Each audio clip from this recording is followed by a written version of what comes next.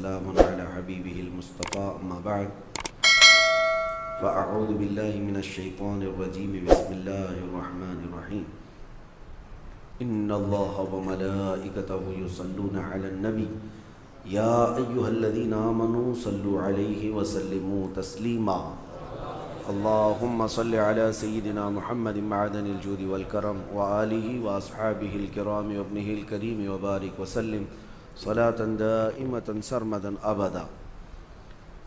سیرت مصطفیٰ صلی اللہ تعالیٰ علیہ وسلم کے اس سلسلے میں آج ہم کو عرض کرنا ہے نبی پاک صلی اللہ تعالیٰ علیہ وسلم کی عمر مبارکہ کی 25 سال سے لے کر کے 40 سال تک کی جو زندگی تھی وہ خانگی معاملات میں گزری، یعنی ام المومنین خدیجۃ الکبریٰ رضی اللہ تعالیٰ عنہا سے نکاح کے بعد نبی پاک صلی اللہ تعالیٰ علیہ وسلم نے وہ بھرپور زندگی اور ایک مثالی زندگی پوری دنیا کے لیے عطا فرمائی۔ 40 سال کی عمر پاک جب ہوئی آپ کی تو آپ تنہائی پسند کرنے لگ گئے، بھیڑ بھاڑ سے اپنے آپ کو دور کر لیا اور گوشہ تنہائی میں جا کر کے زیادہ سے زیادہ عبادت کرنے کی خواہش ہونے لگی، اور اس غرض سے نبی پاک صلی اللہ علیہ وسلم مکہ سے تقریباً 4.5 کلومیٹر دور اس وقت خانہ کعبہ سے غار ہیرا میں جا کر کے عبادت کرتے تھے۔ ہیرا یہ جبل نور ایک پہاڑی ہے، اس پہاڑی کے اوپر ایک غار ہے، یہ تقریباً 3000 فٹ اونچا ہے۔ سب سے اوپر کی چوٹی پر جا کر نبی پاک صلی اللہ علیہ وسلم تنہائی اختیار کرتے تھے۔ یہ گوشہ نشینی تھی اور اس وقت تک ابھی کوئی وحی نہیں آئی تھی، نہ ہی کوئی آیت اتری تھی قرآن کی، لیکن اس سے پہلے ہی نبی پاک صلی اللہ علیہ وسلم 2 دن 3 دن تک اس غار میں تشریف لے جاتے تھے۔ اس وقت حضرت خدیجۃ الکبریٰ رضی اللہ تعالیٰ عنہا مکمل ساتھ رہیں، یہاں تک کہ آپ کے کھانے کا انتظام وہ خود کرتیں، گھر سے کھانا لے کر کے وہ خود جاتیں اور پہاڑ پر کھانا دے کر کے پھر واپس آتیں۔ آج ایک بار چڑھ جائے کوئی اس پہاڑ پر تو 8 دن تک پٹھے درد کرتے ہیں، اور حضرت خدیجۃ الکبریٰ رضی اللہ تعالیٰ عنہ دن میں 2 مرتبہ حضور پاک صلی اللہ علیہ وسلم کے پاس، کبھی 3 مرتبہ جاتی تھیں اور آتی تھیں خدمت مصطفیٰ میں۔ پھر یہ دن گزرتے رہے تو وہی ایک دن جب آپ کی عمر مبارک کا 40واں سال تھا، جبرائیل امین علیہ السلام آئے غار میں، اور وحی کے اترنے کے معاملات وہاں سے شروع ہوئے۔ جیسے کہ میں نے تفسیر کے پہلے دن بھی عرض کیا تھا کہ قرآن کی سب سے پہلی آیت کیسے نازل ہوئی۔ جبرائیل امین علیہ السلام آئے غار میں اور حضور اکرم صلی اللہ علیہ وسلم سے کہا اقرا، پڑھو۔ حضور نے فرمایا میں نہیں پڑھنے والا۔ پھر جبرائیل امین نے سینے سے سینہ لگا کر بہت تیزی سے بھیج دیا اور اس کے بعد پھر چھوڑ دیا، پھر کہا۔ 3 مرتبہ جبرائیل امین نے اس طرح سے کیا، سینے سے سینہ لگا کر کے معانقہ کرتے تھے، اور 4تھی مرتبہ میں جبرائیل امین نے کہا اقرأ بسم ربک الذی خلق، پڑھو اس رب کے نام سے جس نے پیدا کیا۔ نبی پاک صلی اللہ تعالیٰ علیہ وسلم نے پھر پڑھنا شروع فرمایا، یہاں تک کہ 5 آیتیں نازل ہوئی۔ یہ آیتیں لے کر کے نبی پاک صلی اللہ علیہ وسلم اترے، اور سب سے پہلے جو خبر دی گئی وحی کے اترنے کی وہ ام المومنین خدیجۃ الکبریٰ، حضرت خدیجۃ الکبریٰ حضور صلی اللہ علیہ وسلم کو لے کر کے ورقہ بن نوفل، اس زمانے میں عیسائیوں کے ایک بہت بڑے عالم کا نام ہے ورقہ بن نوفل، یہ ایک عبادت گزار شخص تھے، ان کے پاس حضرت خدیجہ لے کر کے گئیں۔ وہ ان کے خاندانی بزرگ بھی تھے کہ معاملات پوچھنے کے لیے کہ یہ کیا معاملات ہیں۔ ورقہ بن نوفل کے پاس جانے کے بعد انہوں نے پوچھا نبی پاک صلی اللہ علیہ وسلم سے کہ کیا معاملہ ہوا آپ کے ساتھ۔ حضور نے پورا واقعہ بتایا، غار ہیرا میں کیا کیا پیش آیا۔ تو ورقہ بن نوفل نے کہا محمد صلی اللہ علیہ وسلم مبارک ہو، آپ کے پاس جو فرشتہ آیا وہ عام فرشتہ نہیں بلکہ وہ پچھلے نبیوں کے پاس اللہ کا پیغام لے کر آتا تھا، اور اگر وہ فرشتہ آپ کے سامنے آیا ہے تو اللہ نے آپ کو نبوت کے لیے چنا ہے، آپ اس کے رسول ہیں، آپ اس کے نبی ہیں۔ اور ورقہ بن نوفل ایمان لائے ہوئے لوگوں میں سے نہیں ہیں، لیکن خواہش یہ کی کاش میں اس زمانے میں جب آپ کی اعلان نبوت ہوگا اور میں تندرست ہوتا تو میں مکمل آپ کی خدمت میں حاضر رہتا، اس لیے کہ عنقریب وہ دن آئیں گے جب آپ کو آپ کے خاندان والے اور آپ کے شہر والے اتنا سخت ظلم کریں گے کہ آپ کو اپنا وطن چھوڑنا ہوگا۔ یہ پہلے ہی کہہ دیا گیا تھا۔ تو نبی پاک صلی اللہ تعالیٰ علیہ وسلم وہاں سے آئے۔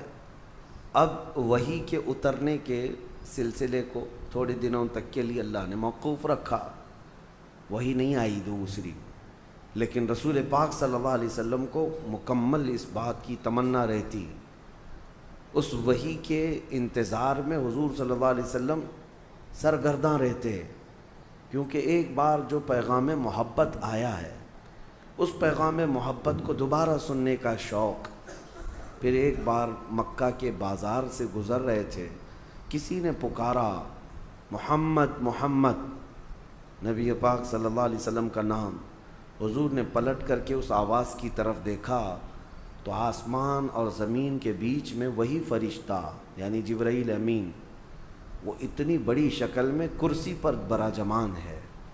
نبی پاک صلی اللہ علیہ وسلم نے پہلی مرتبہ یہ منظر دیکھا جبرائیل کو اس حالت میں، تو اس کے بعد آسمان اور زمین پورا اس فرشتے سے بھر گیا ہے، جبرائیل امین سے۔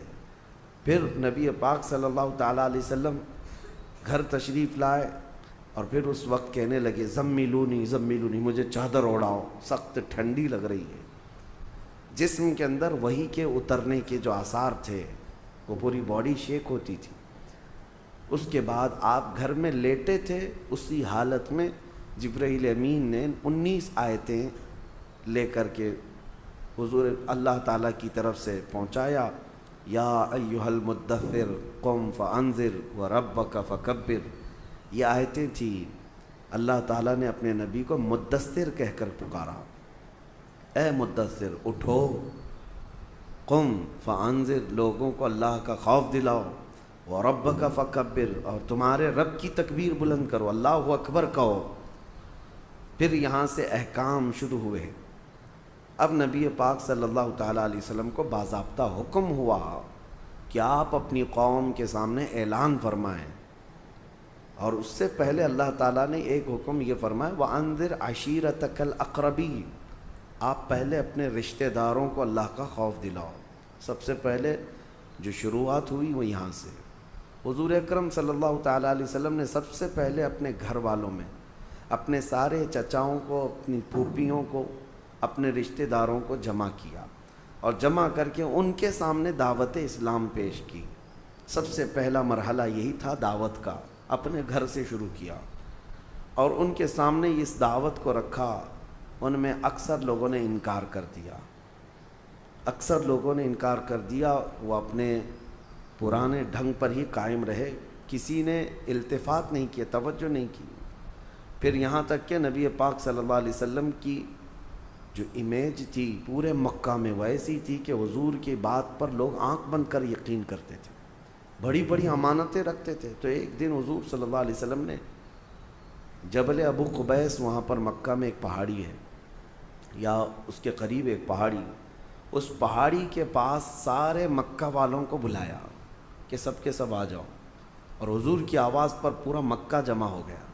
تب نبی پاک صلی اللہ علیہ وسلم نے ان سے ایک سوال کیا، کہا کیا تمہارا خیال ہے میرے متعلق اگر میں یہ خبر دے دوں کہ اس پہاڑ کے پیچھے ایک فوج ہے جو تمہیں مارنے کے لیے کھڑی ہے، تو تم کیا میری اس بات کا یقین کرو گے؟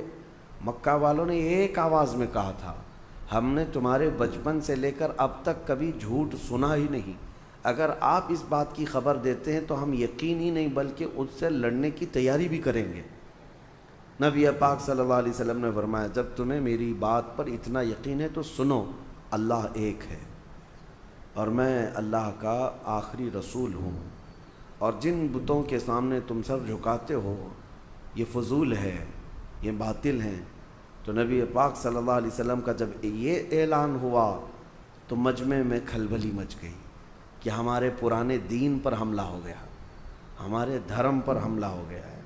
اور پھر اسی مجمع میں سے ایک شخص کھڑا ہوا اور اس نے سخت جملوں میں بات کہا، تبن لک یا محمد الہذا جمعتا، نعوذ باللہ، اس نے کہا برا ہو اے محمد تمہارے ہاتھ ٹوٹ جائیں، کیا تم نے اس کام کے لیے ہمیں یہاں جمع کیا تھا؟ یہ بولنے والا حضور صلی اللہ علیہ وسلم کا سگا چچا ابو لہب تھا۔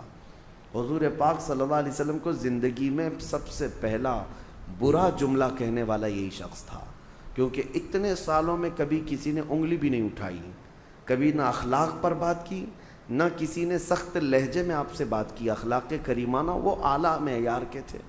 پہلی مرتبہ اس طرح کا کڑوا جملہ اور طعن و تشنیع کے ساتھ گالی بھرا ہوا نبی پاک صلی اللہ علیہ وسلم کے قلب اطہر پر یہ بات گراں گزری، بہت سخت ہوئی۔ لیکن اس مجمع سے حضور اکرم صلی اللہ تعالیٰ علیہ وسلم لوٹے تھے کہ ہاں تاریخ میں یہ ہے، اب جو لوگ ایمان لائے ان میں بچوں میں سب سے پہلے مولا علی کرم اللہ وجہہ الکریم، جب آپ کی عمر 9 سال کی تھی۔ بڑی عمر والوں میں سب سے پہلے ایمان لانے والے حضرت ابوبکر صدیق رضی اللہ عنہ، عورتوں میں سب سے پہلے ایمان لانے والی سیدہ خدیجۃ الکبریٰ رضی اللہ تعالیٰ عنہ، اور غلاموں میں سب سے پہلے ایمان لانے والے حضرت زید بن حارثہ رضی اللہ تعالیٰ عنہ، اور حضرت بلال حبشی رضی اللہ تعالیٰ عنہ کا بھی نام ہے۔ یہ لوگ سب سے پہلے ایمان لانے والوں میں ہیں، سب سے پہلے جو لوگ ایمان لائے۔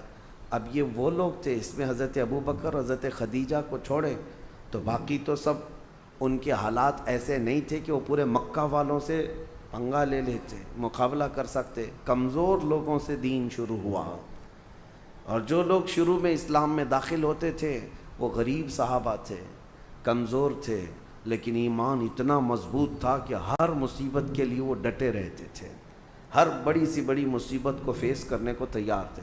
اب یہاں سے تبلیغ اسلام کا سلسلہ شروع ہوا۔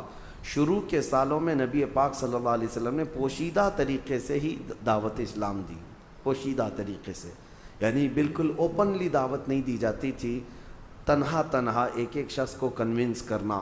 جیسے حضرت ابوبکر صدیق کی دعوت پر حضرت عثمان غنی ایمان لائے، حضرت ابوبکر صدیق کی دعوت پر حضرت زبیر، حضرت طلحہ، یہ لوگ بھی ایمان لائے۔ تو یہ جو ایک دوسرے سے ایمان کا سلسلہ چلتا رہا۔ باضابطہ طور پر تبلیغ کب ہوئی؟ حضور اکرم صلی اللہ تعالیٰ علیہ وسلم ایک بازار میں تشریف لے گئے، وہاں پر لوگوں کے درمیان خطاب کر رہے تھے کہ ابو جہل درمیان میں آیا، پوری دھول اڑایا حضور پاک صلی اللہ علیہ وسلم پر، اور نہایت سخت جملوں میں کہنے لگا کہ لوگوں اس شخص کی بات مت سنو کہ یہ اس کا ذہنی توازن خراب ہو گیا، نعوذ باللہ، بڑے بڑے برے الفاظ کہتا ہوا۔ اب یہاں سے تکلیفوں کا دور بھی شروع ہو گیا، آزمائش کا دور۔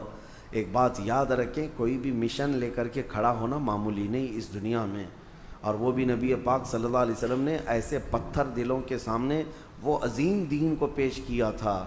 اب آپ اندازہ کر سکتے ہیں وہ لوگ کس قدر ایگریسو تھے، اسی سے آپ اندازہ کریں کہ حضور جیسے شخص کو جو لوگ اچھی طرح جانتے تھے اخلاق میں کیا ہیں، لیکن حضور جب حرم کعبہ میں آتے تو ان کے ساتھ کیا کیا کرتے تھے لوگ، کیا کیا کچرے ڈالے، بہت ساری چیزیں کی، یہاں تک کہ عقبہ بن ابی معیط نام کا ایک ظالم شخص ایسا ہے، حضور ایک بار مسجد حرم میں آئے تھے نماز ادا کرنے کے لیے، اس نے اپنا گمچھا جو رومال ہوتا ہے وہ حضور صلی اللہ علیہ وسلم کے گلے میں ڈال کر گول گھمانا شروع کیا، اور اتنا گھما کر کے کھینچا کہ حضور اکرم صلی اللہ علیہ وسلم کے گلے پاک پر سوجن آ گئی تھی۔ یہ سب معاملات حضور کے ساتھ ہوئے، اور جو صحابہ ایمان لائے تھے ان کی بڑی آزمائش تھی، بڑی آزمائش تھی۔ حضرت ابو فقیہہ ایک غلام تھے، ان کو ان کا آقا اتنا مارتا تھا، یہاں تک کہ راستے میں لے کر جا رہا تھا تو ایک جانور ہوتا ہے چھوٹا سا، اس جانور کو دیکھ کر کے اس نے کہا کہ تیرا خدا یہی تو نہیں ہے۔ اس وقت حضرت ابو فقیہہ کا ایمان دیکھیں، جیسے اس نے گستاخی کی، پکار کر کہنے لگے اللہ ربنا اللہ ربنا، ہمارا رب اللہ ہے، ہمارا رب اللہ ہے، وہ ایک ہے۔ وہ ظالموں کو جلانے کے لیے یہی اتنا ہی کافی تھا، اتنا ہی کافی تھا۔ اسی کو تو اقبال نے کہا ہے کہ یہ غریب صحابہ تھے لیکن ان کے چولہے ہلا کر رکھ چکے تھے، کمزور تھے لیکن ان کے لوگوں کی نیندیں حرام کر رکھی تھی، کہ ان کا داؤ ان پر نہیں چلتا تھا، وہ ڈرائے دھمکائے موب لنچنگ کیے لیکن صحابہ پر کچھ بھی اثر نہیں ہوتا تھا۔ اسی کو اقبال نے کہا تھا کفر دم توڑ دے گا ٹوٹی ہوئی شمشیر کے ساتھ۔ تمہارے پاس بڑے ہتھیار ہونے ضروری نہیں ہیں، ٹوٹی ہوئی شمشیر، ٹوٹی تلوار۔ فرماتے ہیں اقبال کفر دم توڑ دے گا ٹوٹی ہوئی شمشیر کے ساتھ، گر تم نکل آ جاؤ ایک بار نعرہ تکبیر کے ساتھ۔ ہاں وہ نعرہ تکبیر کس کا تھا؟ وہ صحابہ کا تھا۔ ہر گھڑی ہر لمحے اب جو تکلیف اٹھائے ہوئے صحابہ ہیں ان کی ایک لسٹ ہے لمبی، کون کون سے صحابہ ہیں جنہوں نے اسٹرگل کیا ہے بہت سخت طریقے سے۔ اس میں حضرت ابو فقیہہ، حضرت بلال حبشی، حضرت خباب ابن الارت، حضرت خبیب ابن عدی، حضرت عمار بن یاسر جن کو آگ میں جلایا گیا تھا، آگ میں جلایا گیا، حضرت سیدہ سمیہ جن کو گھوڑے کے ٹانگوں میں باندھ کر کے دوڑایا گیا تھا، وہ بڑی عمر کی خاتون تھی، ان کی شرمگاہ پر تیر مار کر کے انہیں شہید کیا گیا تھا۔ یہ اسلام کی سب سے پہلی شہیدہ ہے، سب سے پہلے شہید ہونے والی خاتون ہے۔ مکہ میں یہ جو اسٹرگل کا زمانہ شروع ہو گیا، تو اب میں آپ کو یہاں سٹیپ بائی سٹیپ عرض کروں گا۔ نبوت کے جو سال شروع ہوئے، پہلا سال، دوسرا سال، تیسرا سال، چوتھا سال، اس طرح سے 40 سال کی عمر پاک میں نبی پاک صلی اللہ علیہ وسلم نے اپنے نبوت کا اعلان فرمایا۔ آپ ایک بات یاد رکھیں، فرق محسوس کریں۔ بہت سارے لوگ یہ کہتے ہیں حضور 40 سال کی عمر میں نبی بنائے گئے۔ حضور نبی بنائے نہیں گئے، حضور نے تو فرمایا میں تو اس وقت بھی نبی تھا جب آدم علیہ السلام کو مٹی اور پانی میں گوندھا جا رہا تھا، وہ تو نبی اس وقت بھی تھے۔ اور نبی میرے آقا صلی اللہ علیہ وسلم اولین آخرین سب کے نبی ہیں، لیکن نبوت کا اعلان کرنے کا حکم 40 سال کی عمر میں ہو۔ اس کو ہمیشہ سے احتیاط کریں۔ بعض لوگ ایسے ہی بک جاتے ہیں کہ حضور کو 40 سال کی عمر میں نبوت ملی۔ نبوت ان کی زمانے سے تھی، لیکن اعلان کرنے کا حکم کب ہوا؟ 40 سال کی عمر میں۔ اب یہاں سے دور نبوت شروع ہوا، اب اس کو دور نبوت کہتے ہیں۔ 40 سال پہلے کی جو زندگی میں نے آپ کو رکھا وہ مختصراً وہ حضور کی ایک سیرت ایسی ہے جو آئیڈیل ہے، مثالی ہے۔ بچپنا، جوانی، شادی کے معاملات، تجارت کے معاملات 40 سال کی عمر تک۔ لیکن اب اصل جو یعنی پوری دنیا کے لیے اسوہ حسنہ ہے، جس کو قرآن نے کہا ہے لَقَدْ كَانَ لَكُمْ فِي رَسُولِ اللَّهِ أُسْوَةٌ حَسَنَةٌ، تمہارے لیے رسول اللہ کی زندگی بہترین آئیڈیل ہے، نمونہ ہے۔ اب وہ دور نبوت کو آپ کے سامنے رکھنا ہے۔ 23 سال تک، 40 سال کی عمر سے لے کر کے حضور اکرم صلی اللہ علیہ وسلم کی عمر جب 63 سال کی ہوئی، یہ پورا دور نبوت ہے۔ دور نبوت کو ہم 2 حصوں میں ڈیوائیڈ کرتے ہیں، ایک مکی حصہ ہے اور ایک مدنی حصہ ہے۔ 13 سال مکہ میں دور نبوت کے گزرے اور 10 سال مدینے میں دور نبوت کے گزرے۔ دونوں دور بہت الگ الگ ہے، ڈیفرنٹ ہیں۔ مجھے آپ کو اسٹیپ بائی اسٹیپ عرض کرنا ہے 13 سال مکہ میں کس طرح گزرے۔ پہلا سال کیا تھا، دوسرے سال کون سے واقعات پیش آئے، تیسرے سال کون سے واقعات پیش آئے۔ ہر ایک سال کی کچھ خصوصیات ہیں، وہ انشاءاللہ العزیز آپ کو سلسلہ بسلسلہ عرض کیے جائیں گے۔ مکہ کا دور مکمل اسٹرگل کا دور ہے، یہاں کوئی جہاد کی آیت نہیں اتری تھی۔ 13 سال صبر کیا گیا، ہر چیز کو سہا گیا ہے۔ لیکن جب ہجرت ہوئی، مدینے میں جانے کے بعد اسلامک حکومت اسٹیبلش ہوئی، اسٹیٹ آف اسلام جس کو کہیں آپ، یعنی سب سے پہلی چیز جو نبی پاک صلی اللہ علیہ وسلم نے قانون، پارلیمنٹ، ایک نظام جو قائم کیا وہ مدینہ طیبہ۔ مدینہ کی بھی 10 سال، پہلا مدنی سال، دوسرا مدنی سال، تیسرا مدنی سال، ہر ایک کی خصوصیات ہیں اور ان میں جنگیں بھی ہوئی ہیں۔ ہم اس کو تقسیم کر کے اب اصل سیرت کو یہاں سے آپ کے سامنے رکھتے ہیں۔ روزانہ میں انشاءاللہ العزیز سلسلہ بسلسلہ آپ کے سامنے رکھنے کی کوشش کرتا ہوں۔ اللہ کریم میرے آقا صلی اللہ تعالیٰ علیہ وسلم کی سیرت طیبہ پر ہمیں عمل کی توفیق عطا فرمائے۔ مولا کریم نبی پاک صلی اللہ علیہ وسلم کا سچا عشق اور سچی محبت ہمارے سینوں میں عطا فرمائے۔ وآخر دعوانا ان الحمدللہ رب العالمین۔ صلاۃ والسلام کی۔ السلام علیکم ورحمۃ اللہ وبرکاتہ۔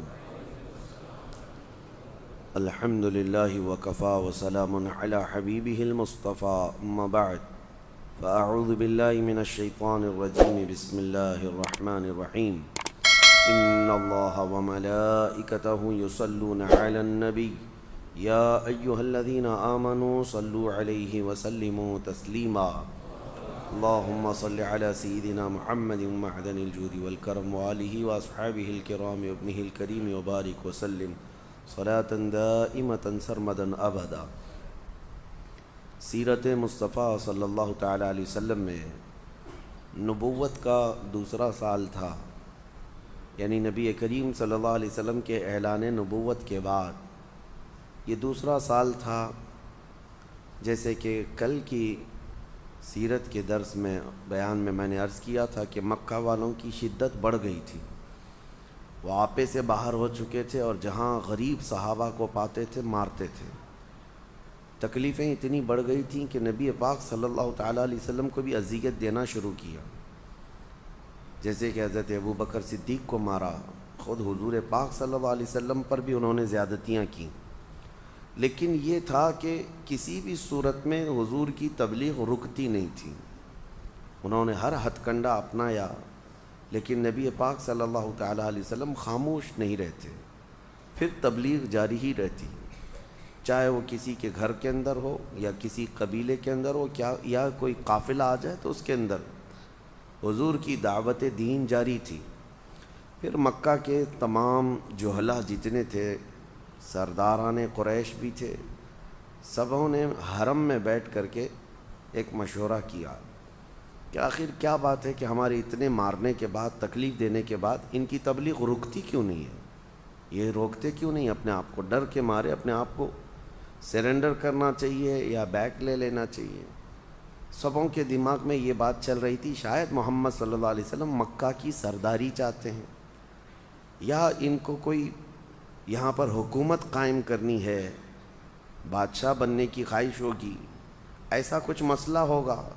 تو سبوں نے طے کر کے ان میں سے ایک جو شخص تھا عتبہ بن ربیعہ، اس کو اپنا وکیل بنایا اور کہا کسی طرح محمد کے قریب ہو جاؤ اور ان کے دل میں موجود بات معلوم کر لو کہ آخر وہ کیوں اس قدر اس نئے دین کے لیے کمر بستہ ہیں۔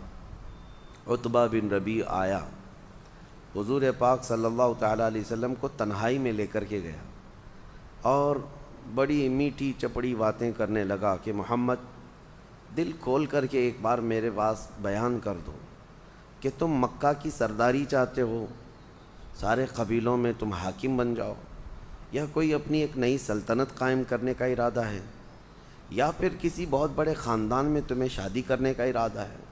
ایک بار کھل کر کے میرے سامنے کہہ دو، خدا کی قسم میں پورے مکہ کو تمہارے زیر فرمان بنا دوں گا، سارے لوگوں کو تمہارا تابع کر دوں گا، بس تم یہ نئے دین والا جو مسئلہ ہے اس کو روک دو، اس چیز کو ختم کر دو، سب مل کر کے رہیں گے اور تمہاری جو خواہش ہے وہ پوری کی جائے گی، عرب کے سب سے بڑے خاندان کی لڑکی چاہیے وہ آپ کو لا کر دے دی جائے گی۔ نبی پاک صلی اللہ تعالیٰ علیہ وسلم نے عتبہ بن ربیعہ کے جواب میں قرآن کی آیتیں پڑھنا شروع فرمایا۔ جب قرآن اتر رہا تھا، جب نبی پاک صلی اللہ علیہ وسلم کی زبان سے قرآن کی آیتیں نکلنے لگیں، میاں آج کوئی قاری قرآن پڑھتا ہے تو جاہل سے جاہل آدمی بھی مدہوش ہوتا ہے تلاوت سننے کے لیے۔ ایک تو وہ عرب تھے جن کو عربی آتی تھی، اور پلس اس پر قرآن ان کی زبان سے جن پر خود قرآن اترا ہو۔ نبی پاک صلی اللہ تعالیٰ علیہ وسلم جب بیان کرتے قرآن کی آیتیں، دل کھینچ لیتا ہے۔ اور جب عتبہ بن ربیع جو ان کا وکیل بن کر کے آیا تھا وہ کٹر دشمن بھی تھا، حضور نے جب آیتیں تلاوت شروع کی تو اس کے دل پر ایسی ہیبت طاری ہو گئی، بہت زیادہ اس کا دل خوف سے لرزنے لگا اور اس کے جسم کے اندر کپ کپی طاری ہوئی۔ اس نے مجبوراً کہا کہ محمد اپنا یہ کلام روک دو، ورنہ یہ ساری چیزیں میں کنٹرول سے باہر ہو رہا ہوں، میں بے قابو ہو رہا ہوں یہ کلام کی جاذبیت سن کر کے۔ وہ آیا تھا منانے کے لیے اور پھر اس کے بعد واپس لوٹا، اور جتنے وہاں پر بڑے بڑے روسا تھے سب کو جمع کر کے کہا، واللہ محمد کے پاس نہ کوئی شعر ہے، نہ کوئی جادو ہے، نہ کوئی کہانی ہے، ان کی زبان سے جو الفاظ نکلتے ہیں اس میں غضب کی تاثیر ہے۔ تو سارے لوگ کھڑے ہو گئے اور کہا عتبہ تجھ پر بھی تو جادو نہیں چل گیا؟ تجھے ہم نے کس کام کے لیے بھیجا تھا اور تو وہاں سے متاثر ہو کر کے آیا؟ عتبہ نے کہا میری بات سننا ہے تو سن لو، میرا مشورہ یہ ہے کہ محمد صلی اللہ علیہ وسلم کو اپنے حال پر چھوڑ دو۔ اگر ان کا یہ کلام اور ان کی یہ دعوت پورے عرب میں بھاری ہو گئی تو حصہ تو ہمارا ہی ہوگا، قریش کی ہی عزت بڑھے گی، قریش کی عزت بڑھے گی، ہمارے خاندان کے ہیں محمد صلی اللہ علیہ وسلم۔ اور اگر وہ پورے عرب کو قابو نہ کر سکے تو عرب خود ہی انہیں مار ڈالیں گے۔ تم کیوں یہ روز روز کے جھگڑے اور یہ روز روز کی موب لنچنگ، کسی کو پکڑنا مارنا، یہ سب کیوں کرتے ہو؟ چھوڑ دو ان کو اپنے حال پر۔ لیکن مکہ والے اس کا مشورہ نہیں تسلیم کیے۔ سبوں نے کہا کہ ہمیں یہ منظور نہیں، ہم اپنی طاقت کے بل بوتے ہر ایک کو روکیں گے۔ پھر اس کے بعد ان کی یہ اذیت کا سلسلہ شروع ہوا۔ نبی پاک صلی اللہ تعالیٰ علیہ وسلم کے تبلیغ جب نہیں رکتی تھی، اب دوسری میٹنگ ہوئی۔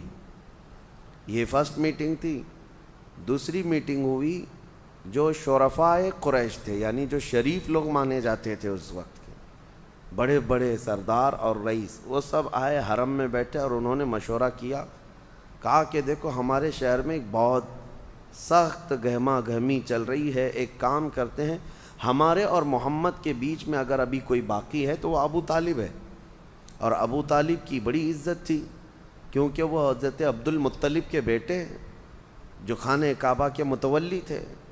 تو ابو طالب کے ہاں بہت بڑا ادب کا معاملہ ہوا کرتا، کیونکہ خانہ کعبہ کی چابی کے معاملات اور بھی دیگر معاملات ان کے خاندان میں ہوا کرتے۔ تو سبوں نے یہ مشورہ کیا کہ ہمارے اور محمد کے بیچ میں ابو طالب ہے، جا کر ابو طالب سے اس مسئلے میں بات کرتے ہیں، اگر وہ ہم بیچ میں سے ہٹ گئے تو ہم نپٹ لیں گے۔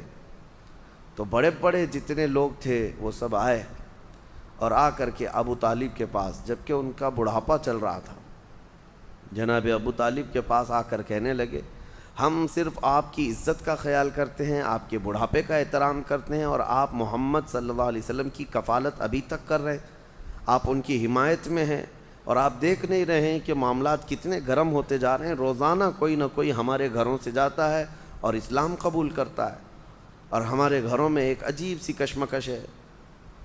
تو جناب ابو طالب کو انہوں نے دھمکی آمیز جملوں میں بھی کہا کہ اب ہماری تلواریں آپ کے اور آپ کے بھتیجے کے خلاف اٹھنے کو تیار ہیں۔ یہ پہلی مرتبہ تھا ان کی زندگی میں ایسا معاملہ آیا۔